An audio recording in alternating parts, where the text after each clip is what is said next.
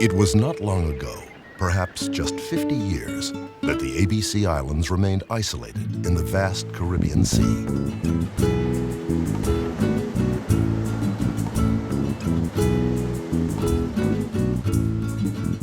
On Bonaire, life was simple.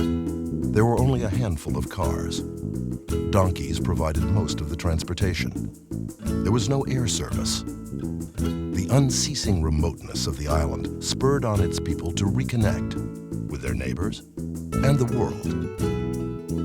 Boats allowed them to harvest the sea, to feed their families and their neighbors. But other ships were needed besides the fishing sloops, ones that could travel further, ones that would engage in trade.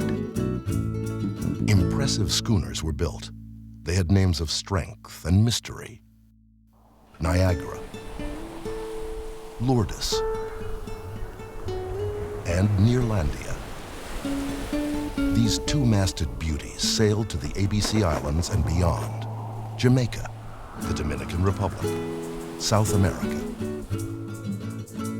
And there were the balandras, cutter-rigged cargo ships that handled the local trade. These no-nonsense vessels hauled exports from Bonaire.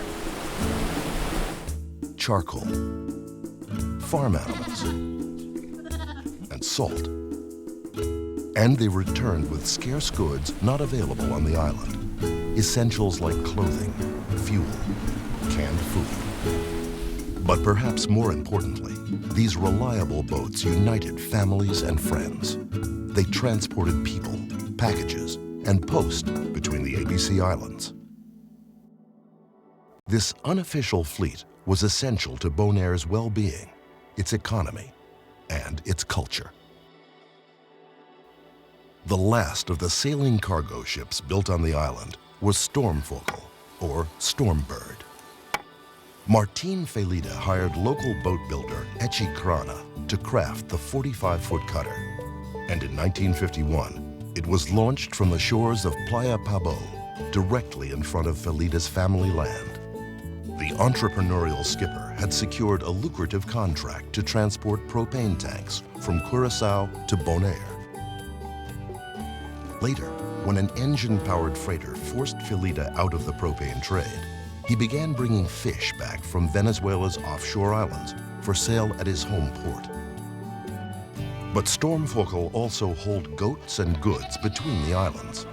It took passengers aboard and delivered personal packages. Some say the trusty cargo ship smuggled tobacco and alcohol from Curaçao to Venezuela under the cloak of night. If true, Stormvogel's once distinctive black hull would have been advantageous camouflage for its captain. Decades later, the old cargo vessel was abandoned. Martin Felida had passed away. Stormvogel lay rotting in a Curaçao backwater.